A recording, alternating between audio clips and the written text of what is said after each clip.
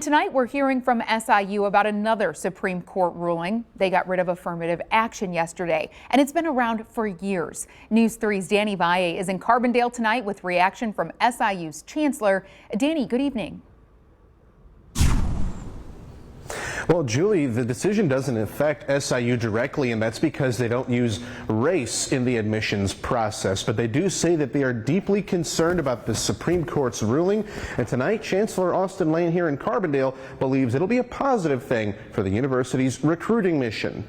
Yeah, I actually went away from that several years ago. SIU Carbondale Chancellor Austin Lane remains optimistic amid a surprising Supreme Court decision reversing affirmative action, precedent since 1978 that allowed schools to consider race during the admissions process. We can stay emotional or stuck on the decision that's already come down, and that won't get us anywhere at this point. I think we need to ramp up our efforts to continue to do what we're doing in our strategic plan. According to Lane, SIU's diversity, equity, and inclusion plan, part of its Imagine 2030 recruiting campaign, has raised diversity numbers on campus the last few years. We've been focused on this work for quite some time, and we're at about 36% overall is our diversity count.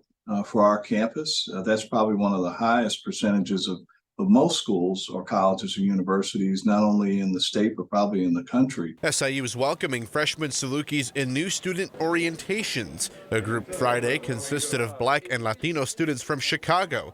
Some of many minority groups, Lane says SIU is working hard to recruit. Even for students that may not have the 2.75, we have summer bridge programs where we've attracted students, particularly from underrepresented populations, that are coming in and getting their start in the summer. And with the state making large investments in education, Lane believes students will have to rely less on student loans, especially those with low-income backgrounds. If you look at the cost of attending our institution, if a student has a high Pell count, with their expected family contribution set in a way that would allow them to receive Pell grants, they're going to get the AIM High dollars and the MAP grants.